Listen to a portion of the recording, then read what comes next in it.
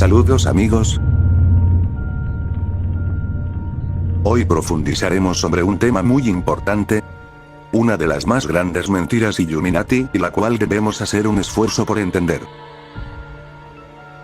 Este mundo y sus orígenes son muy distintos a lo que nos han contado o nos contarán en cualquier instituto o universidad. Sobre aquellos que dictaminan qué es ciencia y qué no.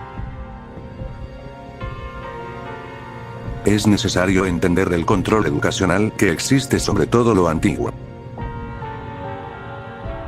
Sobre las leyendas que abarcan aspectos y fundamentos primigenios que la ciencia nunca podrá corroborar. Todo lo antiguo concuerda con lo que la ciencia real nos dice. La cábala y la alquimia y su concordancia con lo que ahora son leyes físicas inalterables. When I first made the correlations between Kabbalah and science, I was stunned. We do know that Isaac Newton had access to certain mystical texts. Certain texts of the Kabbalah. Well, the Kabbalistic description of creation is coming from a single little point, from a speck, and of having matter form and time and space form all together at the very beginnings. I couldn't believe that the Kabbalists could derive these truths without really knowing any mathematics or physics. I'm not a philosopher. However, I am rather dazzled by the fact that many of the basic mysteries that we find in string theory and the theory of everything seem to be mirrored in the Zohar and in the Kabbalah. As a scholar, the most amazing thing of all is the degree to which modern astrophysics sounds like a Kabbalistic text. Los átomos y todos los conceptos actuales de la física cuántica eran ya mostrados en grabados muy antiguos. Todo esto es real, son secretos muy antiguos que nunca nos contarán en las escuelas o universidades, a ellos solo les interesa que seas un buen esclavo y trabajes toda tu vida por ganar papeles para creerte mejor que otros, educando a tus hijos para perpetuar la esclavitud. En estos momentos hay un despertar mundial ocurriendo, mucha gente está dándose cuenta de estas mentiras y buscando ayudar. Ayudar a que otros vean la mentira que se sostiene solo por ellos. Pues no tenemos ni una sola prueba de que lo que nos dicen es así. Los conocimientos que no convienen son ocultados y minimizados para que la mayoría se mantenga en la ignorancia. La gente comúnmente cree en lo que le dicen los gobiernos, cree en la historia, cree en lo que le contaron desde pequeño como verdades innegables. No obstante, y como ya dijimos en vídeos pasados, nada de lo que nos contaron es así. Recordemos el imperio de Tartaria y su silenciosa ocultación, recordemos que toda la política es un teatro, todos ellos son parte de las mismas logias masónicas.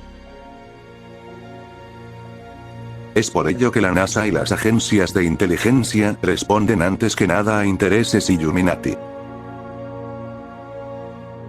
Institutos que siguen planes educativos instaurados por los gobiernos. Gobiernos cuyos líderes son marionetas al mando de estos. Siguiendo con esta idea, el verdadero terraplanista no puede ser considerado ignorante, pues ninguno ha olvidado el modelo heliocéntrico, ni todos los años de escuela que pasamos estudiándolo al igual que ustedes. Incluso somos gente que hemos estudiado más allá el modelo heliocéntrico dictado por nuestras maestras. Nosotros estamos realizando una crítica hacia dicho concepto teórico e incomprobable, una crítica a todas aquellas cosas extrañas que nos muestra la NASA y otras agencias espaciales. Una crítica con base matemática en la que la curvatura no aparece por más alto que vayamos. Dicha curvatura solo existe en las imágenes que nos presentan dichas agencias. En este video examinaremos los principales fundamentos y postulados que sostiene al terraplanismo, así como algunas leyendas antiguas que nos comprobarán sin lugar a dudas que nada de lo que nos cuentan es así. Comenzamos.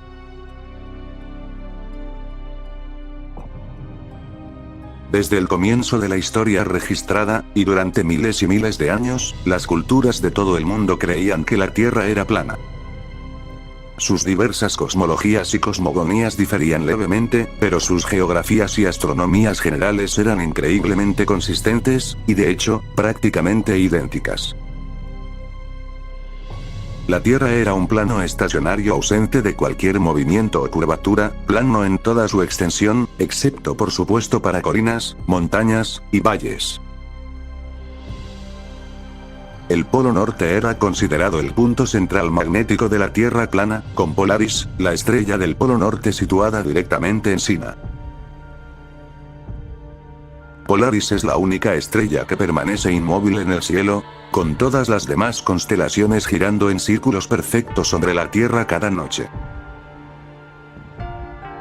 Las estrellas se dividieron en dos categorías conocidas como estrellas fijas y estrellas errantes. Las estrellas fijas se llamaron así, porque se observaban en el mismo sitio cada noche, manteniéndose fijos en sus patrones de constelación noche tras noche, año tras año, siglo tras siglo, nunca cambiando sus posiciones relativas. Las estrellas errantes son lo que hoy se conoce como planetas, y se llamaron así porque se observó que tomaban sus propios patrones espirográficos únicos, realizando movimientos hacia adelante y hacia atrás sobre y alrededor de la Tierra durante sus ciclos. El Sol y la Luna tenían el mismo tamaño, y también giraban sobre y alrededor de la Tierra, como lo muestra el símbolo del yin-yang chino. El Sol y la Luna estarían mucho más cerca de lo que nos dicen. Y cada uno sería el opuesto al otro. La luz del Sol era cálida, dorada, conservante y antiséptica, mientras que la de la Luna era fría, plateada, húmeda, putrefacta y séptica. Ambos realizando viajes en espiral alternando alrededor de la Tierra cada año. El Sol comenzó su viaje en el trópico de Capricornio, en el solsticio de invierno, donde hizo su círculo más rápido y más grande sobre el mundo. Durante los siguientes 3 meses, todos los días, el Sol redujo ligeramente su trayectoria y su velocidad, hasta que en el equinoccio de primavera, el Sol había hecho una espiral desde el trópico de Capricornio, hasta el ecuador. Luego, durante los siguientes 3 meses, todos los días, el Sol continuó reduciendo ligeramente su trayectoria y velocidad hasta el solsticio de verano, cuando el Sol hizo su círculo más pequeño y lento alrededor del trópico de Cáncer.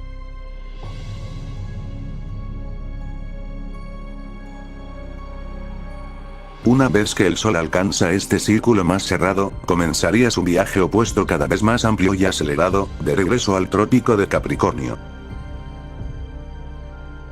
Durante los siguientes 3 meses, todos los días, el Sol ensancha ligeramente su trayectoria, y aceleró su velocidad hasta que en el equinoccio de otoño, el Sol se abrió en espiral desde el trópico de Cáncer, hasta el ecuador. Luego durante los siguientes 3 meses, todos los días, el Sol va ampliando ligeramente su trayectoria y su velocidad, hasta alcanzar el solsticio de invierno, cuando el Sol hizo su círculo más grande y rápido alrededor del trópico de Capricornio, y el viaje anual comenzó nuevamente. Así que para el hombre antiguo, la Tierra y Polaris eran considerados los dos puntos centrales inamovibles del universo, alrededor del que giraban el Sol, la Luna y las estrellas, girando en forma de cúpula. Siendo estático el espacio dentro de ella. La mayoría de las culturas antiguas creían que existía una cúpula, o firmamento sólido, literal y físico, que integraba a todas las estrellas fijas. Otras culturas mitologizaron este centro del mundo como un árbol gigante, con Polaris en el centro, y todas las demás constelaciones formando las ramas. En estas representaciones planas de la Tierra, el Polo Norte ocupa el punto central. Y el sur serían todas líneas rectas que se extendían hacia afuera de él. Y no habría ninguna caída, o fin del mundo, sino más bien, Yendo al sur, encontraríamos una circunferencia completa a manera de una pared de hielo de casi 200 pies sobre el nivel del mar, que contenía los océanos interconectados como una copa del mundo. Más allá de la pared de hielo, algunas culturas afirmaron que existían otras civilizaciones, más allá del aparente sinfín de hielo antártico. Actualmente y durante el último medio siglo, ha existido un tratado internacional antártico, que impide toda exploración independiente de la Antártida. Existen visitas guiadas preaprobadas, que llevan a los visitantes a algunas regiones costeras de la Antártida, pero no se permite ninguna exploración independiente del continente. Marineros como Harley Andoy, conocido por sus arriesgadas expediciones, tuvo que huir de autoridades armadas y fue multado y encarcelado por violar este tratado internacional, militarmente impuesto. Como resultado, no hay manera sencilla de confirmar, o negar, las afirmaciones aparentemente fantásticas del hombre antiguo con respecto a lo que puede o no existir en los extremos más al sur de la Tierra. Sin embargo, podemos confirmar que este muro de hielo de 200 pies, que rodea la circunferencia de la Tierra, ciertamente existe.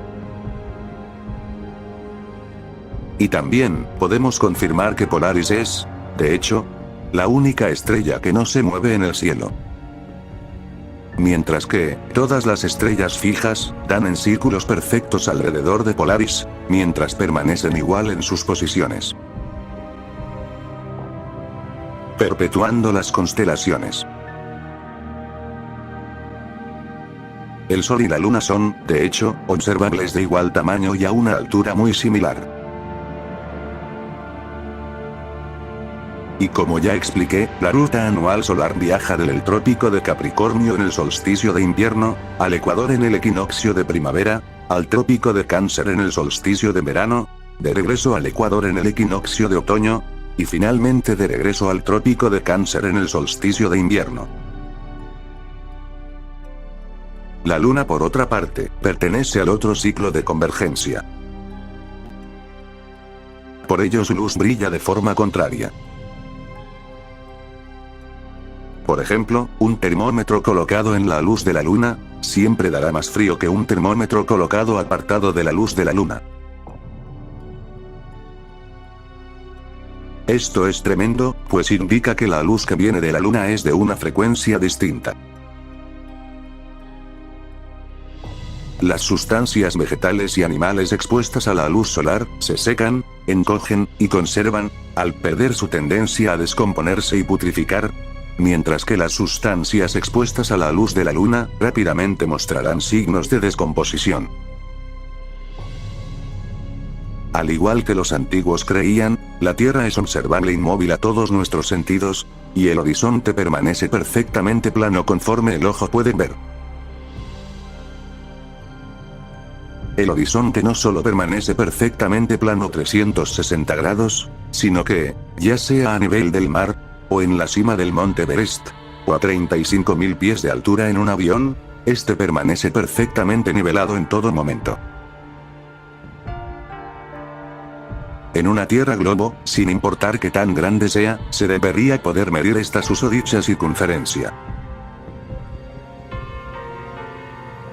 Muchas personas se sorprenderán al saber que hasta el día de hoy, todos los experimentos científicos diseñados para demostrar el supuesto movimiento de la Tierra, no lo han podido hacer, o incluso se ha demostrado lo contrario. Que la Tierra es realmente inmóvil.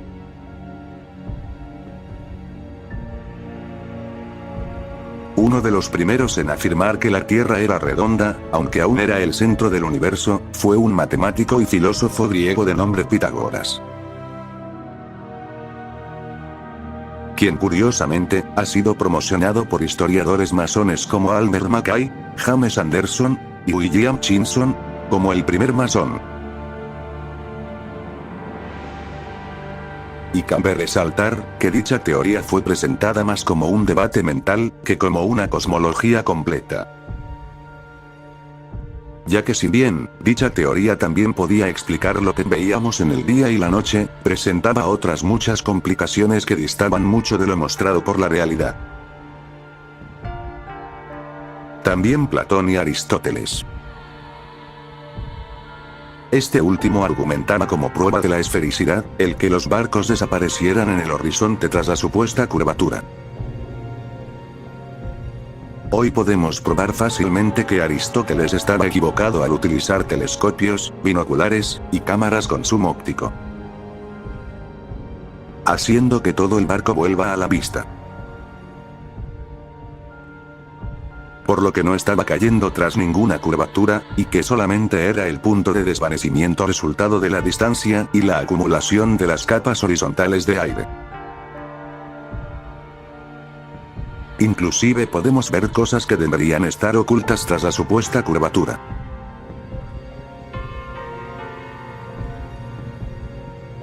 El segundo punto de evidencia de Aristóteles ofrecido para la teoría esférica de la Tierra: la sombra redonda proyectada sobre la Luna durante los eclipses lunares.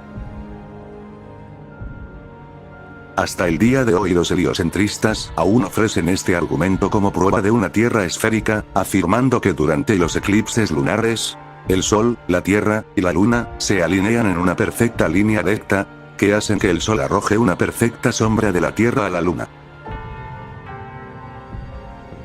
Sin embargo, esta suposición inteligente pero defectuosa, se vuelve completamente inválida, debido al hecho de que los eclipses lunares han ocurrido, y continúan ocurriendo regularmente, cuando el Sol y la Luna aún son visibles juntos en el horizonte.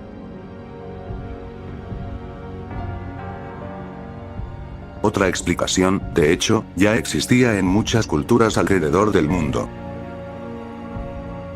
quienes postularon que un tercer cuerpo celeste conocido como Lau, o el Sol negro, también existía en tamaño igual al Sol y a la Luna.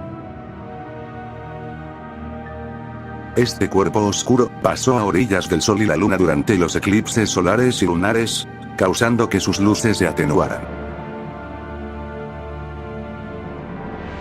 Más adelante dedicaré un vídeo completo a hablar de este tan misterioso cuerpo celeste. Muchos secretos muy tremendos por revelar aún. Por ahora me interesa que sea comprendida la interacción y el movimiento que presentan, puesto que la declinación gradual de los objetos en el cielo hacia el horizonte es simplemente un producto de la ley de la perspectiva en las superficies planas.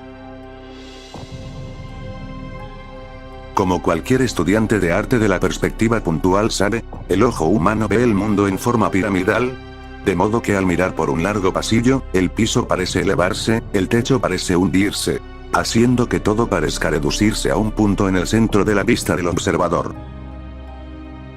Por supuesto, las dimensiones del pasillo son constantes, y el piso permanece a nivel plano, aunque lo veamos elevarse.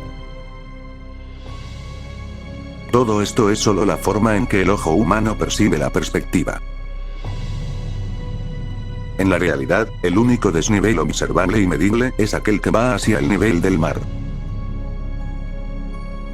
Por eso se cuenta los continentes y las ciudades según su altitud con respecto al nivel del mar.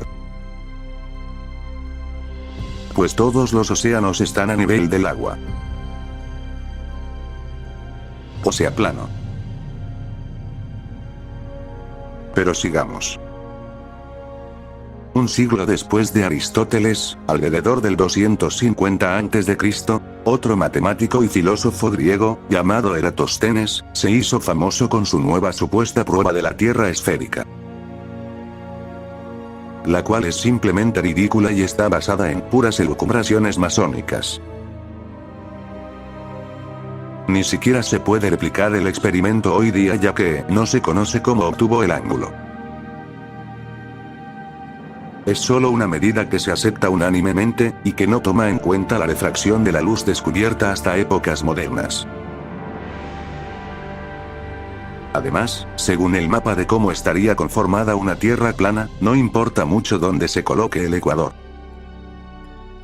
siendo más bien simplemente una medida aproximada, impuesta y estandarizada.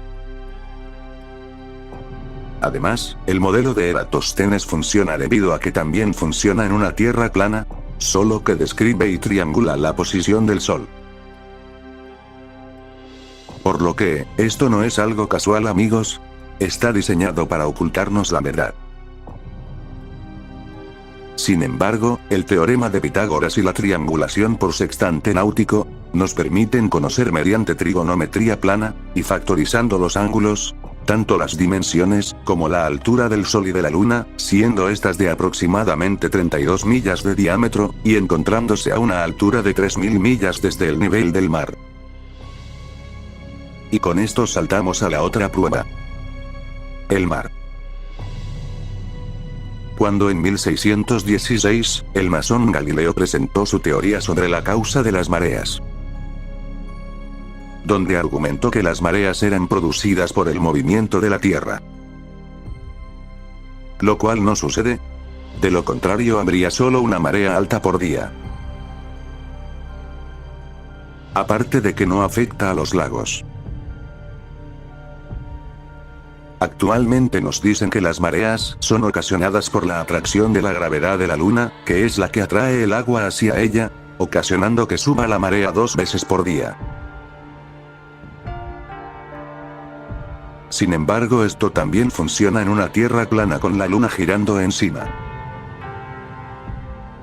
ejerciendo un campo magnético frío que hace a los océanos moverse por desplazamiento de temperatura.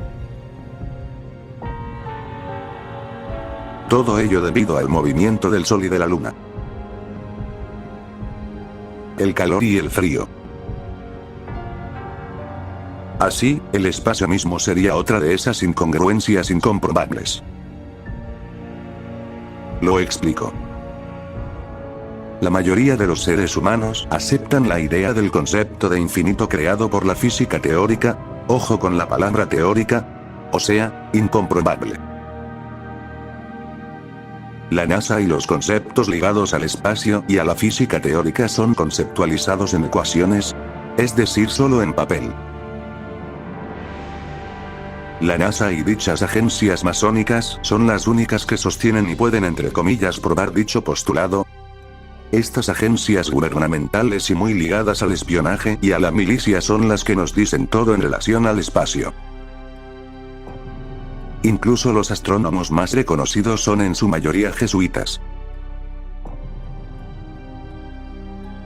Pero entonces, ¿por qué no aceptamos el concepto de infinito cuando nos lo dicen en términos de un plano dimensional infinito?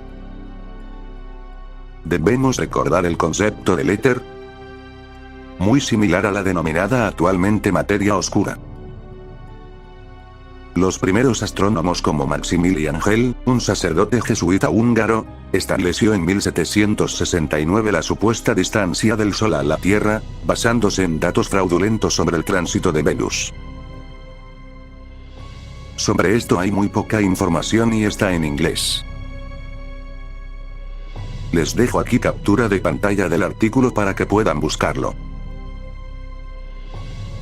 Siguiendo con dicha idea, lo único que ven los astrónomos son lucecitas, luces errantes o estrellas fijas. Sus mediciones, como ya vimos, están basadas en falsas suposiciones para acomodar el cuento de la forma tal que sea incomprensible e incomprobable. Eso sin contar la falla de Airy y la conspiración de los telescopios comerciales. Uno de los principales postulados del terraplanismo es, como ya vimos, la falta de curvatura medible. Dicha curvatura no aparece por más que se busque.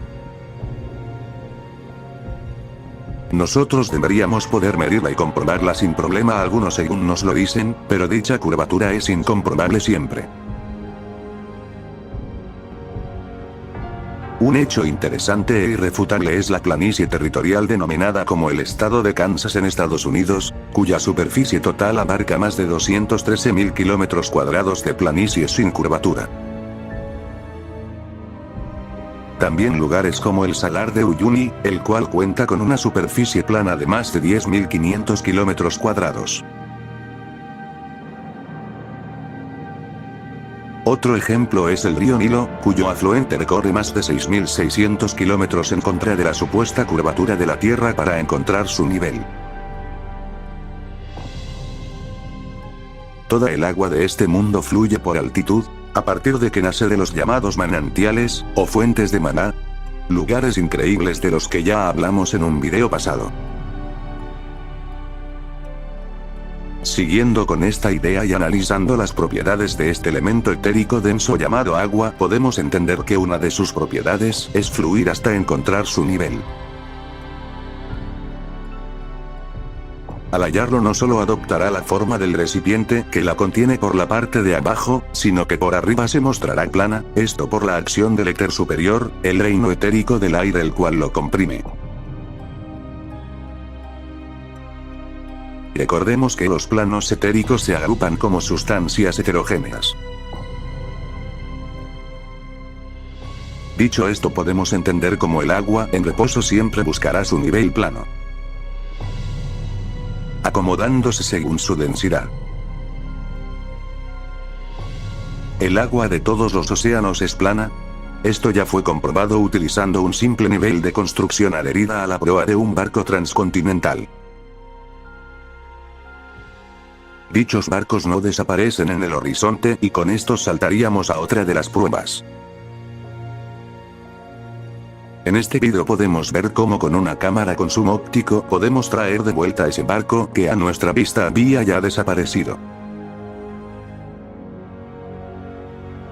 Muchas pruebas han sido realizadas con dichas cámaras, logrando visualizar puntos que deberían ser tapados por la supuesta curvatura de la Tierra. Otra de las grandes pruebas es Polaris. La estrella central, también llamada estrella del norte, la única estrella que no se mueve. La estrella central, también llamada estrella del norte. ¿Por qué estas estrellas todavía se ven después de tantos miles de años? Si supuestamente estamos viajando en el espacio con el Sol a casi 50.000 kilómetros por hora, las estrellas definitivamente deberían cambiar.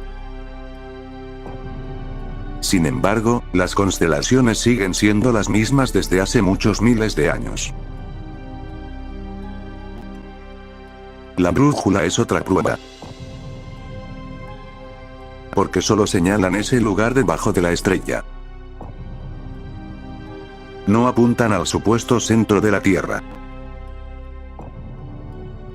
En cambio, apuntan a un lugar a nivel del suelo.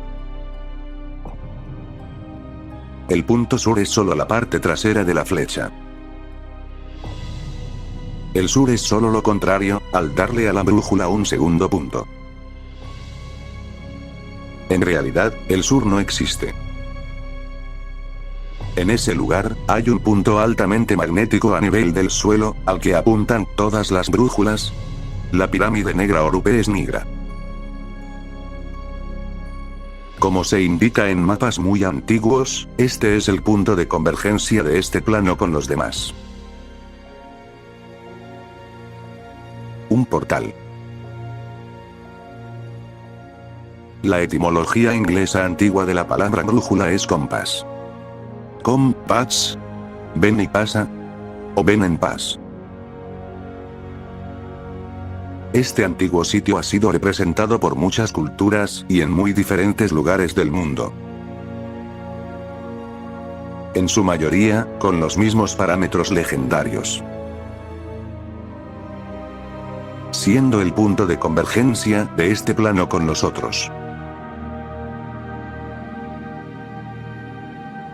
Más adelante hablaremos en más detalle sobre este sitio tan increíble. Muchos secretos ancestrales que rodean este legendario lugar. Esta es una de nuestras hipótesis. Una imagen creada por este proyecto, en la que damos nuestra conceptualización sobre cómo podría verse, fuera de esta biosfera. Polaris como eje rector del engranaje, el ciclo lunar solar. La cúpula, tomada en consideración por lo sucedido en la misión High Jump. Así como la operación Fishbowl, y la operación Dominic. Además de lo que describe el almirante Bebb. Otra razón por la que se rescató la cúpula en nuestra representación, fue porque inevitablemente debe haber otra fuente de luz, algo que refleje la luz del sol. Ya que siguiendo los principios de la fotoiluminación, si no hubiera una segunda fuente de luz, viviríamos en un mundo de penumbra, una vista muy diferente a la deslumbrante y maravillosa luz que se observa día a día. De esta forma, podemos entender que el Sol no está a millones de kilómetros de distancia, como nos dicen las teorías jesuitas. Estando mucho más cerca y girando en ciclos sobre nosotros, derritiendo el hielo en las partes lejanas y formando una pared de hielo en sus bordes. Mismo, que funciona como recipiente para el agua. Las fosas continentales, también llamadas océanos. Las partes más bajas del mundo en cuanto a altitud. Es por eso que, en el Polo Norte, tenemos 179 días de período sin sol, la llamada noche polar, donde hay muy poca luz, solo debido a la refracción de lo que pensamos es la cúpula o firmamento. Porque es como un espejo. Pero entonces, ¿qué hay en el Polo Norte? Bueno, es como una torre magnética gigante. Esta torre negra, o pirámide, emite una fuerza engránica. Una fuerza magnética verde, a partir del eje de guía de Polaris. La llamada aurora boreal. Otra de las pruebas sería la incomprobabilidad del movimiento de rotación o traslación. Yendo todos nosotros justo ahora a más de 1600 kilómetros por hora. Este tremendo movimiento nunca ha sido medido, sentido, o verificado en la vida real, solo encajando en gigantescas ecuaciones ininteligibles, pero siendo inverificable, en su inefable realidad cósmica. Un ejemplo de ello es el experimento realizado por Michelson y Morley, que descubrió como cierto, algo que resultaba paradójico en la historia de la ciencia. La confirmación del éter. La sustancia concebida en leyendas extremadamente antiguas, sobre algo invisible, pero con propiedades físicas, que llena todo el universo. Esa cosa, que queda, cuando se quita el aire, se apagan las luces y el resto, se congela a menos 273 grados. Al cero absoluto. La temperatura más baja posible. Siguiendo con esto, este complejo experimento, buscó medir la trayectoria de la luz, asumiendo que la Tierra giraba, y que la luz sería frenada por el arrastre del aire, o acelerado, en relación a la dirección del movimiento de rotación. Sin embargo, nada de esto pasó. Pues la luz no mostró variación en su velocidad de trayectoria. Eso es porque no se detectó ningún movimiento en absoluto. El éter no tiene dirección ni fuerza de arrastre. Siendo más como un campo cuántico. La gravedad es otra mentira. Dado que los objetos pequeños no son atraídos por montañas gigantes, solo por tener más masa. La gravedad no existe como dicen, solo la densidad. Otra prueba interesante, es el tamaño relativo del Sol, a medida que se aleja, ya que sigue claramente las leyes de la perspectiva helicoidal horizontal, reduciendo su tamaño, a medida que se aleja, mientras parece ir hacia abajo.